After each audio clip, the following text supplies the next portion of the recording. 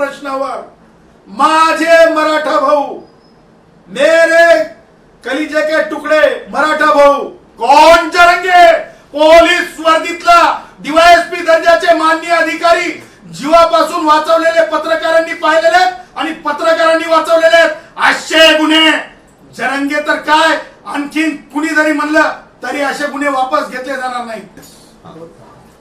निवेदन करून महाराष्ट्रामध्ये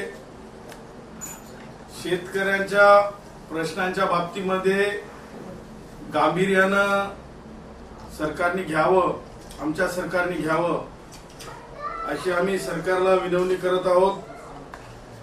कारण मागील काही वर्षांमध्ये आपण बघितलं की ज्या प्रकारे आपत्ती येते शेतीवर, शेतकऱ्यांवर, शेतमजुरांवर, हे लक्षात घेता आता प्रिकॉशनरी मेजर स्वरूपाच्या गोष्टी लक्षात घेणं आवश्यक आहे.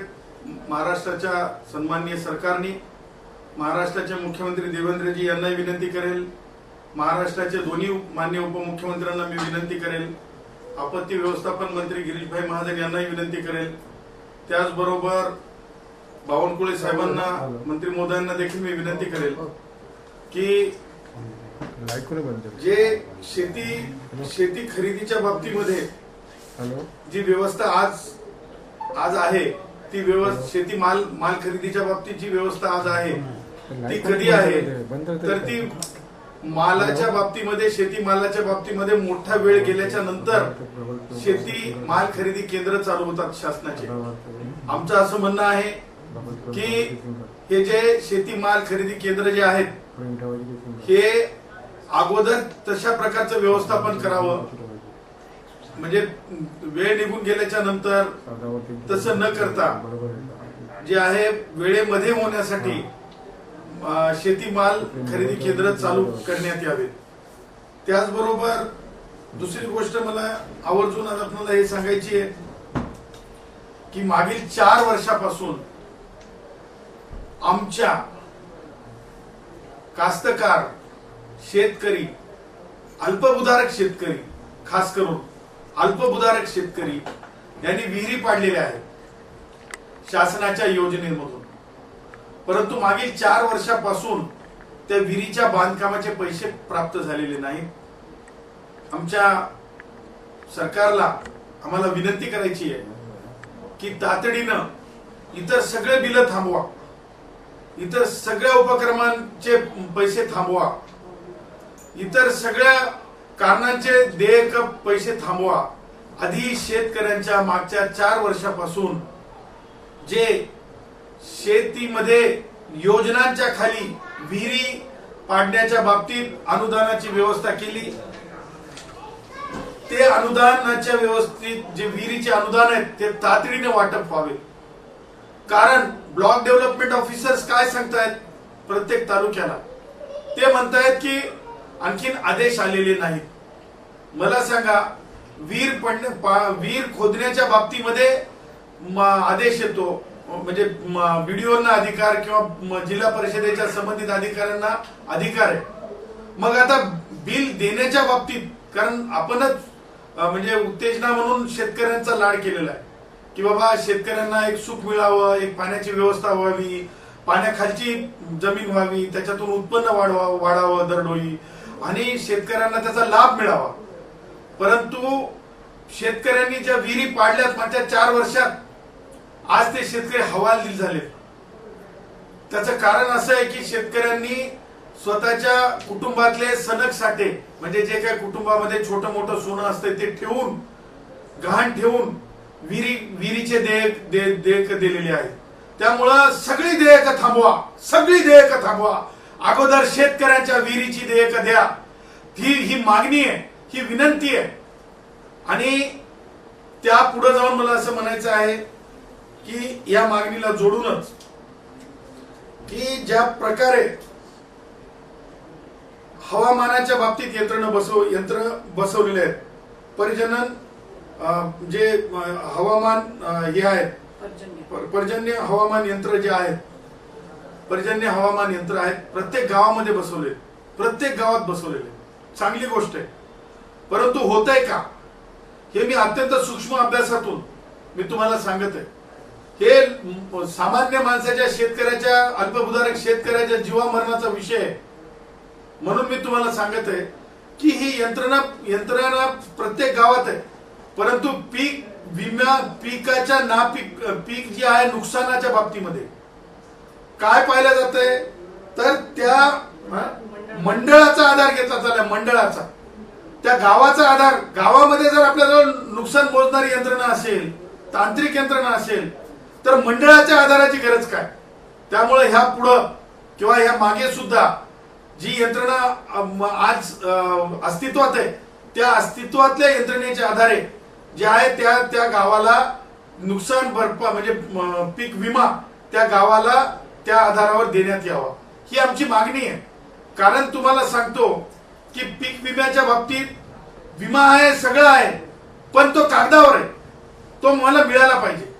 आणि त्याच्यामध्ये सरकारला फक्त सरकारी कर्मचाऱ्यांना मोटिवेट करायचंय, ऍक्टिव्हेट करायचंय, त्यांना सांगायचंय की हो, आपल्याकडे जे यंत्र लावलेलं आहे त्या यंत्राच्या आधारे तुम्ही शेतकऱ्यांचं ते त्या गावचं गाव गाव गाव मंडळ मंडळ नको, गाव गाव गाव मंडळ मंडळ नको, त्याच्यासाठी आपण गावाला आधारभूत समजावं.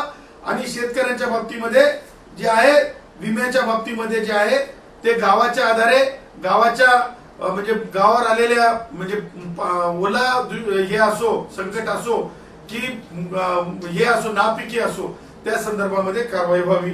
ह्या बाबी अत्यंत महत्वाच्या आहेत. आणि म्हणून आम्ही त्या पुढे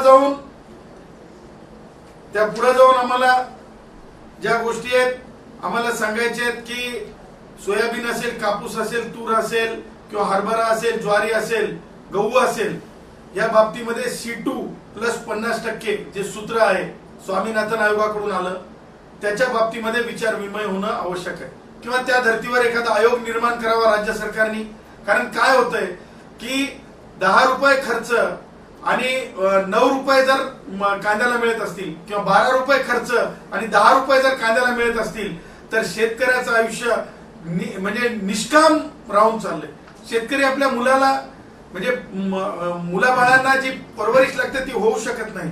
आणि त्यामुळं मायबाप सरकार आहे आमच्या मायबाप सरकारला आमची विनंती आहे की उपरोक्त ज्या 3 गोष्टी आम्ही सांगितल्या त्या गोष्टीवर विचार करावा. कारण झालंय असं की राजकारणाखातर आंदोलनाच्या घोषणा खूप होत आहेत. ह्या महत्वाच्या बाबींसाठी आंदोलन आहे का, तर ऍब्सोल्युटली नाही. हे आंदोलन कशासाठी होत आहे, तर या आज आंदोलन कशासाठी पाहतो आपण. काल म्हणजे मी आंदोलकांचा मान राखणाऱ्यांपैकी आहे, परंतु कालचं जे आंदोलन होतं, आंबा हा राजा आहे. माझं म्हणणं आहे की आंबे भेट दिले असते सरकारला तर चांगलं झालं असतं. आंबे फेकणं हे राजाचा अपमान आहे. मी सगळ्या शेतकऱ्यांसाठी काम करणाऱ्यांच्या सोबत आहे, परंतु फळाच्या राजाचा अपमान करणं मला काल काही योग्य दिसलं नाही. फळाच्या राजाचा अपमान करणं काही मला योग्य दिसलं नाही. मागणी असावी, मागणी ही रास्त असावी, मागणीसाठी लढलं पाहिजे, त्या मताचे आहोत आम्ही. आता दुसरं एक आंदोलन घातलं चाललंय की मनोज जरंगे नावाची व्यक्ती, आंदोलनाची घोषणा त्या व्यक्तीने केलेली आहे. आता ही मनोज जरंगे काय आहे, तर मनोज जरंगे हा मराठा भावांचा माझा नेता आहे का, तर ऍब्सोल्युटली मी म्हणेल याच्या आजच्या पत्रकार परिषदेमध्ये शेतकऱ्यांच्या प्रश्नावर माझे मराठा भाऊ, मेरे कलिजे के तुकडे मराठा भाऊ, मग तो शेतकरी मग मराठा असो किंवा मग धनगर भाऊ असो की माळी भाऊ असो की बौद्ध भाऊ असो की आदिवासी भाऊ असो, शेतकऱ्यांच्या बाबतीमध्ये एकही मुद्दा उपस्थित करण्यात आलेला नाही. मग हा पुढारी कुणाचा, हा पुढारी वेगळं सांगण्याची गरज नाही. हे राजकीय नखरे करणारा माणूस आहे, राजकीय नखऱ्यानं वागणारा माणूस आहे, राजकीय नखऱ्यानं डोलणारा माणूस आहे, राजकीय नखऱ्यानं नाचणारा माणूस आहे. त्याच्यामुळं अशा राजकीय नखऱ्यानं वागणाऱ्याला किंमत द्यायची गरज नाही. त्याच्याकडे शेतकऱ्यांचा प्रश्नच नाही. त्याला त्याच्या आंदोलनाला काय किंमत असू शकते. आणि म्हणून मला आपल्या माध्यमातून जरंगेच्या आंदोलनाबद्दल हे म्हणायचंय, नो प्रॉब्लेम, नो प्रॉब्लेम. जरंगेचं आंदोलन हे काही विषयच असू शकत नाही, काही विषयच असू शकत नाही. जरंगे हा मराठा माझ्या समाजाचा, आमच्या मराठा भावांचा नेता असू शकत नाही. तो फार तर फार म्हणजे आमचे उदय सामंत सांगून गेले होते बघा की राजकारणापलीकडची त्यांची ओळख आहे म्हणजे मनोज जरंगे सोबतची. फार तर फार सन्माननीय उपमुख्यमंत्री एकनाथराव शिंदे साहेबांचा तो कार्यकर्ता असू शकतो. मनोज जरंगे हा सन्माननीय एकनाथरावजी शिंदे साहेबांचा कार्यकर्ता असू शकतो. आणि त्यामुळं मला असं म्हणायचंय की आमचे मित्र उदय भेटून आल्यानंतर बिळातून बाहेर आलेले जरंगे, बिळातून बाहेर आलेले जरंगे हे शेतकऱ्यांच्या, शेतमजुरांच्या किंवा माझ्या मराठा भावांच्या खऱ्या प्रश्नावर, संविधानिक प्रश्नावर कधीच बोलत नाही. संविधानावर ते कधीच बोलत नाही. त्यांचं जे बोलणं आहे, त्यांचं जे आंदोलन आहे, मला असं वाटतंय जरंगेचं आंदोलन आणि त्याचा उदय असतं फक्त आमचे उदय सामंतच सांगू शकतील. Because all this is politics, all this is politics, all this is politics. माझ्या मराठा भावांच्या प्रश्नाशी काही देणं घेणं नाही. कारण हा माणूस, त्या माणसाला, ज्या माणसाच्या बाबतीत मी तुम्हाला बोलत आहे, त्या माणसाला हे सुद्धा माहिती नाही की एखादी व्यक्ती, माननीय न्यायमूर्ती संदीप शिंदे साहेब हे लोकायुक्त झाले. आपल्या सगळ्यांना माहिती आहे, एका राज्यामध्ये गोव्यामध्ये आपल्याला माहिती आहे ते लोकायुक्त झाले. म्हणे आता त्यांना या जरंगेच्या कामासाठी आणखीन 1 वर्ष ठेवा. आता त्यांना जरंगेच्या कामासाठी आणखीन 1 वर्ष ठेवा. असं कसं होऊ शकतंय या जरंगेच्या मागणीसाठी? असं कसं होऊ शकतंय या जरंगेच्या मागणीसाठी?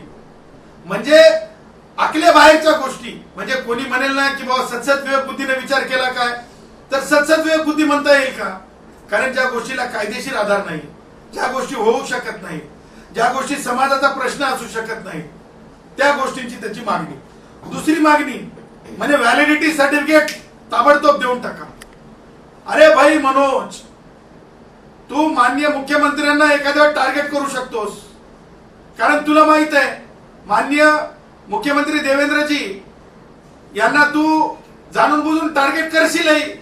कारण तुला जे तुझ्या जे डोक्यामध्ये आहे, जी वैचारिक घाण साचलेली आहे, ती साचलेली घाण एखाद्या वेळेस जातीच्या चष्म्यातून तू पाहत असशील. मराठा इतर मुख्यमंत्री झाले की या वर्डीतला हा प्रकार आहे जरंगेचा. त्याच्यामुळं मला त्याच्या जरंगेचं जे आजचं जी घोषणा आहे, ती घोषणा सरळ सरळ मराठा इतर मुख्यमंत्री झाल्याच्या नंतर जरंगे उचकलेला आहे, जरंगेला उचकून दिलेला आहे. आणि उचकलेल्या कृती ह्या महाराष्ट्र बऱ्यापैकी लक्षात ठेवते. आणि म्हणून व्हॅलिडिटीच्या बाबतीत सांगायचं झालं तर ज्या माणूस निर्बुद्ध जो ठरतो, माननीय सर्वोच्च न्यायालयाने माधुरी पाटील विरुद्ध कास्ट स्क्रुटिनी कमिटी नावाची जजमेंट दिली. त्या जजमेंटच्या नंतर कास्ट स्क्रुटिनी कमिटीने कशा प्रकारे व्हॅलिडिटी नक्की करायची असते, ती व्हॅलिडिटी एसटीसाठी सारखीच आहे, ती एससीसाठी सारखीच आहे, ती ओबीसीच्या सर्व घटकांसाठी सारखीच आहे. माझे कुणबी मराठा भाऊ जे ऍक्च्युअल कुणबी मराठा भाऊ आहेत त्यांना डर नाही आहे. डर कोणाला आहे तर रेतीवाल्यांना आहे, जरंगेच्या जवळच्यांना आहे, बोगस डॉक्युमेंटवाल्यांना आहे. माझ्या मराठा भावाला बिलकुल डर नाही, जे हे सगळे कागदपत्र यांच्याकडे आहेत. मग जरंगे राजकारण करण्यासाठी सगळं करतात. आणि म्हणून माझं हे म्हणणं आहे की जरंगेचं आंदोलन हे केवळ रेती बहादरांचं एकत्रित येऊन आजची बैठक होती. रेतीचा उपसा करणाऱ्यांची, बेकायदेशीर उपसा करणाऱ्यांची बैठक होती का, याची चौकशी संबंधित दोन्ही जिल्हाधिकाऱ्यांनी करावी. बीडच्या जिल्हाधिकाऱ्यांनी करावी, जालन्याच्या जिल्हाधिकाऱ्यांनी करावी. कारण मला जी माहिती मिळत आहे, माझ्याकडे रेकॉर्ड्स आहेत, माझ्याकडे रेकॉर्डिंग्स आहेत की जरंगेचे लोक कशा प्रकारे रेती उपसा करत आहेत जरंगे बिळातून बाहेर आल्याच्या नंतर. आणि त्यामुळं मला असं वाटतंय की कोणत्याच परिस्थितीमध्ये जरंगेला भीक घालण्याची गरज नाही. आणि जरंगेच्या सोबत तुम्हाला सांगतो कोणी सुद्धा जरंगेच्या साथीला जाईल अशी परिस्थिती नाही. आणि म्हणून जरंगे हा मराठा समाजाचे प्रश्न घेऊन उभा राहिलेला नसून जरंगे हा केवळ एक, तुम्हाला सांगतो, एक टूल आहे, एक टूल आहे, एक टूल आहे. एक गंभीर मुद्दा उपस्थित केलेला आहे तुम्ही.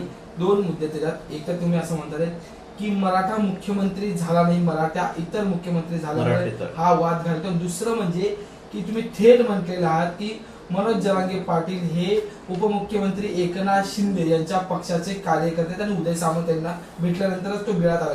हा थेट आरोप मला मानायचा काय? तुम्हाला एक एकानं उत्तर देतो. सगळ्यात महत्वाचा आणि गंभीर मुद्दा तर मी शेतकऱ्यांचा उपस्थित केलेला आहे. त्या मुद्द्याला बघत जाता कामा नाही. आता ऐका, नाही बघा, ऐका तुम्ही, तुम्हाला ऐकावं लागेल. दुसरा मुद्दा जो मी बोललो, एक लक्षात ठेवा, जरंग आमच्याकडे गुराखी साहित्यातला माणूस आहे मी, बरं का. आमच्याकडे परड पडल्यासारखा काय पडलास म्हणतात, माहिती आहे ना तुम्हाला, तुम्ही जर ऐकलं असेल तर. परड पडल्यासारखा. अरे काय बिळात होतास रे बाबा, बिळातून बाहेर निघालास. जरंगे हा कुठं होता आतापर्यंत? जरंगे हा मध्येच होता. जरंगे बाहेर कधी निघाला? आमचे उदय भेटल्याच्या नंतर निघाला. उदय भेटल्याच्या नंतर प्रश्न तर विचारले जातील ना. प्रश्न विचारण्याचा अधिकार आहे की नाही? हिंदुस्थानी नागरिक आहे की नाही? या विद्यमान सरकारच्या बाबतीमध्ये आमचे कष्टकरी शेतकरी शेतमजुरांचं नेतृत्व करतो आम्ही, विद्यार्थ्यांचं नेतृत्व करतो आम्ही. आम्हाला प्रश्न विचारण्याचा अधिकार आहे. कारण आम्ही कटोरा घेऊन राजकारणाची भीक मागायला किंवा कोणीतरी विधान परिषदेची कटोरा घेऊन उभं राहून कटोरा काहीतरी पडल्याच्या नंतर बोलणारे नाहीत आम्ही. हमको जरूरत नहीं है राज पॉलिटिकल पोस्ट की, इसलिए हम डंके की चोट पे बोल सकते हैं. म्हणून म्हणतो की जरंगे हा बिळातून बाहेर निघाला ना, वळवळ वळवळ वळवळ वळवळ कधी करायला लागला? उदय भेटून आल्याच्या नंतरच करायला लागला. सन्माननीय उदय माझे मित्र आहेत, मंत्री असले म्हणून काय झाले? प्रश्न विचारले जातील, काय चर्चा झाली ती सांगावं लागेल. आणि त्या पुढे जाऊन मला हे म्हणायचं आहे, जरंगे माननीय मुख्यमंत्री महोदयांवर हाणून पाडून बोलतो. ते महाराष्ट्राचे मुख्यमंत्री आहेत, राजकीय पक्षाचे मुख्यमंत्री नसतात. पंतप्रधान महोदय हे देशाचे पंतप्रधान असतात, राजकीय पक्षाचे नसतात. हाणून पाडून बोलण्यामागचं कारण काय? मुख्यमंत्री महोदयांनी एक काल घोषणा केली, कांद्याच्या बाबतीत घोषणा केली, कांद्याच्या भावाच्या बाबतीत घोषणा केली, शेतकऱ्यांच्या बाबतीमध्ये बैठक झाली काल.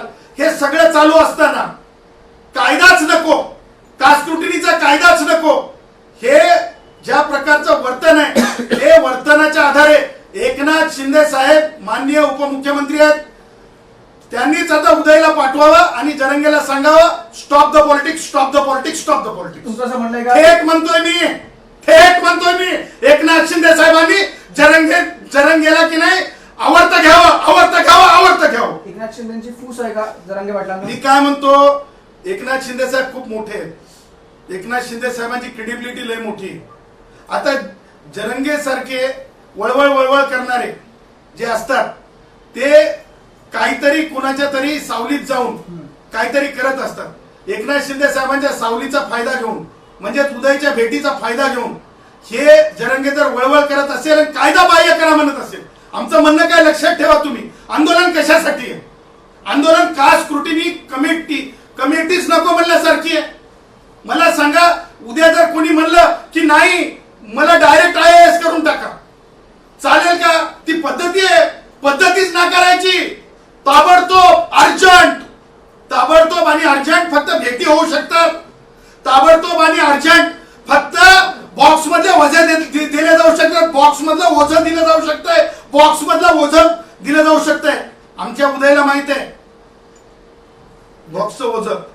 या सगळ्या पिसीत तुम्ही उदयचं नाव अनेक वेळा घेतलात आणि जो आरोप शिवसेनेवर मागच्या अनेक दिवसांपासून खोक्याचा होता, आता त्याला तुम्ही एक नवीन शब्द दिलाय, बॉक्स. आणि बॉक्स आणि उदय हे समीकरण तुम्ही मला माझ्या उदयकडून आंब्याचा बॉक्स आलेला नाही. मला येईलच, नाही आलं तर मी रत्नागिरीला जाईल. आणि उदयनं नाही ऐकलं तर मी उदयच्या घरी जाईल, पण मी आंबे मात्र उदयचे खाऊन राहील. जयश्री आंबे तर उदयचे खाऊन राहणारच, नाही छोडूंगा उदय, नाही छोडूंगा उदय. पण ते आंबे बॉक्स मध्ये असतील. अरे उदयला काही विचारायचं ठेवा. उदय सामंतांना बॉक्सचं वजन माहिती आहे, तर कोणत्या अनुषंगाने आंब्याच्या बॉक्सचं वजन वजन की त्या खोक्याचं खोक्यांचं वजन? आता मी तुम्हाला असं काही बोललो नाही, तुम्ही चुकीचे अर्थ काढत आहात आणि तुम्हाला सांगतो की फक्त बॉक्स आंब्याचे असतात. पण तुम्ही असं मी म्हटलं खोक्या- ना. मग माझा मित्र आहे, मी काय करावं ते तुम्ही ठरवणार का? पण तुम्ही मला खोके वगैरे माहिती नाही, मला बॉक्स आंब्याच्या माहिती आहेत, कारण सीझन आंब्याचा पण तुम्ही आंब्याच्या बॉक्सबद्दल बोलताना पैशांचे सिंबल केलं ना असं हाताने. नाही. ते काय आमचा जुना आहे. आहे हिशोब, आहे हिशोब. उदयचा माझा मित्र आहे ना. बघा, उदय माझा कौटुंबिक मित्र आहे, काय जयश्री बरोबर ना? आणि आय रिस्पेक्ट फुल फॅमिली. म्हणजे उदयची जी माननीय उदय जे सामंत आहेत ते मंत्री आहेत, त्यांची पूर्ण फॅमिलीचा मी आदर राखतो. खूप चांगली फॅमिली आहे. आणि काही गोष्टी जे असतात जे म्हणजे सिम्बॉलिक सांगून सुचवायचे असतात, त्याच्यामुळे म्हणजे जयश्री आहे ना यार. तर या सगळ्या गोष्टी सिम्बॉलिक समजवण्याचा प्रयत्न आहे की आज मनोज जरांगे एखाद्या म्हणजे प्रश्न नसताना प्रश्न निर्माण करून एखाद्या 3 इमेज असलेल्या माननीय मुख्यमंत्री महोदयांवर जर बोलू शकत असेल, तर उद्या कुणीतरी माननीय एकनाथरावजी शिंदे साहेबांवर सुद्धा कुणी बोलेल. ह्या सगळ्या गोष्टी ज्या आहेत ना राजकारणाच्या अपरिपक्वतेच्या आहेत आणि त्याच्यामुळे जरंगे सारख्या टूलला जवळ करण्यात येऊ नये. आणि जरंगेला जर आता मराठा भवानीत मी आज पत्रकार परिषदेत सांगितलं, हे मुद्दे एवढे बोलके आहेत. आता म्हणजे सांगा न्यायमूर्ती शिंदे साहेबांच्या बाबतीत ते लोकायुक्त झाल्याच्या नंतर जरंगेच्या कामासाठी पाठवलं जाऊ शकते का? साध्या साध्या गोष्टी आहेत, समजण्यासारख्या गोष्टी आहेत. म्हणजे त्याला मुद्दे सुद्धा काढता नाही. ते सगळे रेतीवाले एकत्र झाले आणि रेतीवाल्याने जे सांगलं ते बोलून गेलं. रेतीवाल्याने सांगलं ते बोलून गेलं. रेतीवाल्याने सांगलं ते बोलून गेलं. आगामी काळामध्ये मी आज तुमच्या माध्यमातून एक घोषणा करते. आगामी काळामध्ये परभणी, जालना, बीड हे जे आणि लातूर हे जे 4 जिल्हे आहेत, या 4 जिल्ह्यामध्ये विहिरींच्या बाबतीमध्ये किती शेतकऱ्यांना पैसे मिळालेले नाहीत त्याचा जो एकूण डाटा आहे तो डाटा आम्ही एकत्र करत आहोत. शेतकरी प्रश्नावर आम्हाला काम करायचं आहे. शेतकरी प्रश्नावर आम्ही काम करणार आहोत. शेतकरी शेतमजूर ही खूप महत्वाची बाब आहे आणि त्यातल्या त्यात अल्पभूधारक शेतकरी. आणि त्या निमित्तानं येणाऱ्या आठवड्यामध्येच आम्ही माननीय मंत्री बावनकुळे साहेबांची भेट घेणार आहोत. माननीय मंत्री बावनकुळे साहेबांची भेट घेणार आहोत. अनेक विषय आहेत ते तुम्हाला येणाऱ्या आठवड्यामध्ये सोमवारी किंवा मंगळवारी समजतील. साळावते साहेब, म्हणजे आता मनोज जरांगे पाटील यांचा आका बदललाय असं थोडक्यात तुम्हाला सांगायचंय? मला तर ते आका काका कळत नाही. कारण तुम्ही कायम सांगायचे यापूर्वी की मनोज जरांगे पाटील यांचा आका बारामतीत बसलेला असं कायम मी आका कधीच बोललो नाही. आका काका बोका. आणि ते मी काय ते बोका वोका तसे काय माझे शब्द नसतात. मी एवढंच सांगतो की मनोज जरांगे हा कधी सुद्धा वैचारिक दृष्ट्या शुद्ध व्यक्ती नाही. मनोज जरांगेला शेतकरी, शेतमजूर, अल्पभूधारक शेतकरी, विद्यार्थी याच्याशी घेणं देणं नाही. मनोज जरांगे हा टूल आहे, पॉलिटिकल टूल आहे. आणि त्या पुढे जाऊन मनोज जरांगे हा जे काही करतो तो फीडेड पद्धतीने करतो. आणि ही आजची त्याची जी पत्रकार परिषद आजची जी घोषणा होती ती कम्प्लिटली फीडेड होती. त्याच्यामुळं लोक त्याच्या म्हणण्याला कोणी लक्ष देणार नाही. पण तुम्ही म्हणताय की पॉलिटिकल टूल आहेत किंवा ते फीड आहेत, तर ते कोणाचे पॉलिटिकल टूल आहे त्यांना कोण फीड करतं? आणि तुम्ही आरोप करताना तुम्ही उदय सामंतांचं नाव घेताय. माझा उदय सांगेल त्यांना प्रश्न विचारू. फडणवीस साहेबांना सक्षम आहे. माझा मित्र उदय एकदम सक्षम आहे. तुम्ही नाही सांगा. जरांगे माझं काहीतरी त्यांना विचारायला ठेवणार की नाही. फडणवीसांवरती देखील आरोप केलेले आहेत. सोबतच गॅजेट जे देत आहेत ते देखील थांबवण्यात आलेले आहेत आणि सरसकट ज्या गॅजेटनुसार आहे ते प्रमाणपत्र वितरित करण्यात यावं अशी पुन्हा एकदा मागणी केलेली आहे. सरकारकडून जे प्रमाणपत्र आहेत वितरित करतायत त्याला कुठेतरी थांबवण्यात आलेले आहेत असं देखील आरोप केला आहे. मंदिरातली शिरणी अशी डायरेक्ट थेट वाटण्याचा अधिकार आहे. मंदिरातली शिरणी थेट वाटण्याचा अधिकार आहे. जातीचे प्रमाणपत्र व्हॅलिडिटी ही कास्ट स्क्रुटिनी कमिटीला त्यांच्या दिलेल्या जे 4 वेगवेगळ्या कमिट्या असतात. एक कमिटी असते विजिलन्स कमिटी, दुसरी असते रिसर्च ऑफिसर, तिसरी असते ऍडमिनिस्ट्रेटिव्ह कमिटी. हे आणि उपजिल्हा ऍडिशनल कलेक्टर त्याचे प्रमुख असतात. ही ह्या कमिटीला बाजूला सारून उद्या जरंगे म्हणाल की ग्रामसेवक म्हणजे गावातल्या कोतवालाच प्रमाणपत्र द्यायला सांगा, असं चालत नसते. त्याच्यामुळं जरंगेचे जेवढे लाड करता येते कायदेशीर दृष्ट्या ते केले असतील. परंतु जरंगे आता कायदा बाह्य जर म्हणाल, उद्या भारताचं संविधानच नको म्हणाल, तर ते असं होऊ शकेल का? कारण कास्ट स्क्रुटिनी कमिटी संविधानातून ओरिजिनेट झालेली आहे. कास्ट स्क्रुटिनी हे रिझर्वेशन मधून ओरिजिनेट झालेली आहे. त्या कास्ट स्क्रुटिनी कमिटीला बेदखल करता येत नाही. त्यांचं म्हणणं आपल्याला फडणवीस सरसकट गुन्हे देखील मागे करण्याचं सरकारने सांगितलेलं होतं, परंतु ते देखील झालेलं नाहीये.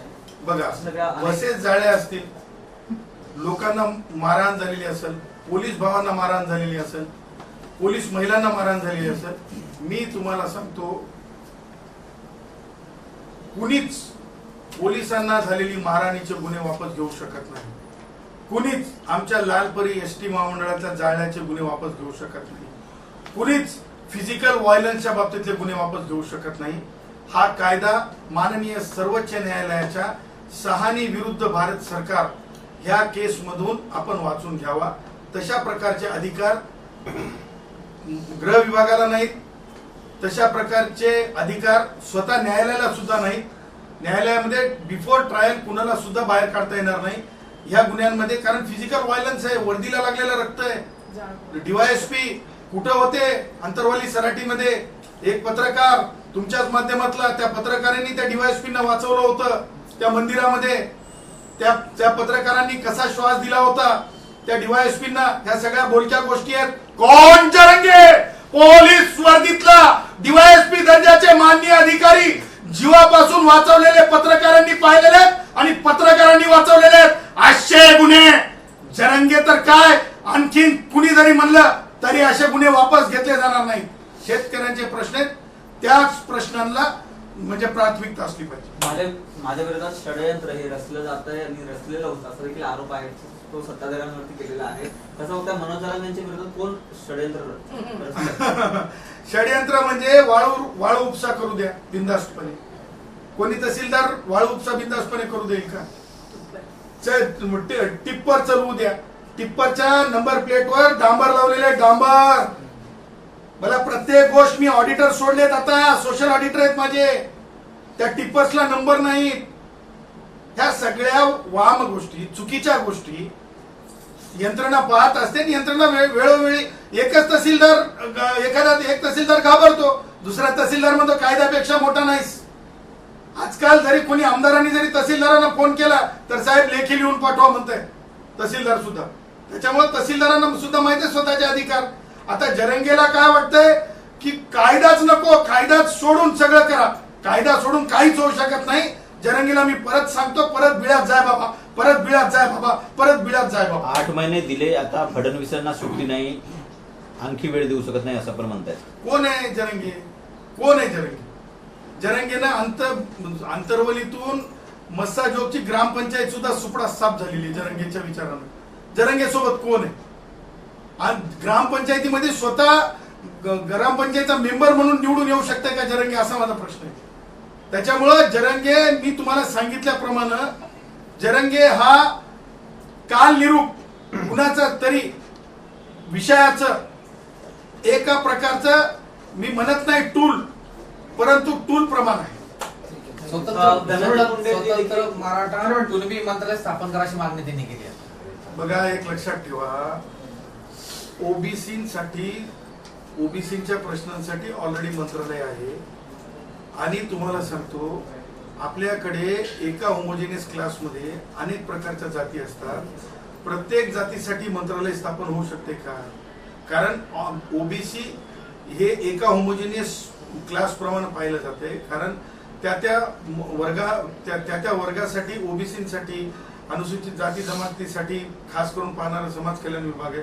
त्यासाठी अशा प्रकारच्या मागण्या ह्या मला आता म्हणू नये, परंतु ते म्हणतात ना, गायली गीता आणि कालचा गोंधळ बरा होता, का गायली गीता परंतु कालचा गोंधळ बरा होता, डॅश डॅश समोर गायली गीता आणि कालचा गोंधळ बरा होता. तशाला सांगून काय फायदा? तशाला सांगून काय फायदा? धनंजय मुंडेंवरती देखील आरोप केलेले आहेत. धनंजय मुंडेंना ते होतं की माझ्यावरती बोलल्यावरती त्यांना आहे तो, आणि त्यानंतर त्यांनी 28 गुंठे जागा आहे ती मराठी भवनला दिली. त्यानंतर ती वर्ग करण्यात आली. मराठ्यांची पोरं मारण्याचं काम धनंजय मुंडे करतात. बघा, त्याला मनोजला प्रसिद्धी पाहिजे. माननीय धनंजय मुंडे साहेबांच्या विरुद्ध मला आतापर्यंत जे आहे, यांनी मनोजनं म्हणल्यामुळं एखादा सबस्टिट्यूट म्हणजे एखादा सबस्टन्स एखाद्या केसमध्ये कुठेही दिसलेला नाही. त्याला फक्त जातीय तेढ निर्माण करायची आहे मनोज जरंगेला. आणि बीडमध्ये मराठा विरुद्ध वंजारी समाज उभा राहावा अशा घाणेरड्या हेतूनं मनोज जरंगे हे सगळं बोलत आहे. परंतु हीरा तो हीरा होता है, हीरा तो हीरा होता है, वो तो है अलबेला. म्हणजे तुम्हाला सांगतो धनंजय मुंडे साहेबांची म्हणजे मी तर म्हणेल काडीच्या विचाराची बरोबरी सुद्धा मनोज जरंगे करू शकतो. सर एक मगाशी तुम्ही टूल म्हणताय किंवा फीड केलं जातं म्हणताय, टूल जर आपण राजकीय भाषेत वापरतो तर सुपारी असं आपल्याकडे म्हटलं जातं, तर मनोज जरांगे सुपारी घेत आहेत का? मला एक सांगा, मी तुम्हाला सांगतो ज्यांच्यामध्ये वैचारिक संविधानिक कुवत नसेल त्याच्यावर मला असं म्हणायचं की हे सगळं वेस्टेड आहे. तुम्ही आता सुपारी म्हणता त्याच्या पुढे जाऊन म्हणतो वेस्टेड आहे. तुम्ही जेवढे प्रश्न विचारणार, कारण मी गुराकी साहित्यातून आलेला, इथं उत्तर तेवढेच फटाफट आणि उरल्या जयश्री ते सांगतात. धन्यवाद. नाही पण लाड पुरवले जात आहेत असं वाटतंय का तुमचे? मनोज जरांगेंची लाड पुरवले जात आहेत असं कसं आहे वाटतंय की का? म्हणजे टेंबरेंना आणखीन काहीतरी नवीन पाहिजे का? 29 तारखेपर्यंत लाड पुरवले गेल्याशिवाय जरांगे बाहेर आला का? सर 29 तारखेपर्यंत सरकार आमच्याशी चर्चा करू शकतं. सरकारकडे आमच्यासाठी चर्चेची दार आहे, ती उघडी आहेत असं देखील त्यांनी सांगितलेलं आहे. काय वाटतं एक सरकार हे पाऊल घेईल का? पुन्हा एकदा या ठिकाणी उपोषणाची हाक दिलेली आहे. अनेक 3 कोटीहून जास्त मराठ्यांना आंतरवली सराटीमध्ये बोलवलेलं आहे. पुन्हा मुंबई सारखा प्रकार आहे तो देखील घडू शकतो. काय वाटतं सरकार म्हणून एक पाऊल? वो खजूर खाता है, वो दूध पीता है, वो खजूर खाता है, वो दूध पीता है, इतना ही आज हम बताता है, लेकिन हम उसके आगे का ब्लैंक रखता है. समझदार समझने वाले इशारा काफी है. समझने वाले समझ गए, समझने वाले समझ गए, ना समझे वो अनाड़ी. वो अनाड़ी. हाँ? अनाड़ी है. अनाड़ी है. समझने वाले समझ गए, ना समझे वो अनाड़ी है. इतना ही आज की प्रेस में काफी है. इतना ही आज अंडा खाता है, खजूर खाता है, दूध पीता है. तुम नहीं समझे, समझने वाले समझ गए. डन. थँक्यू. थँक्यू.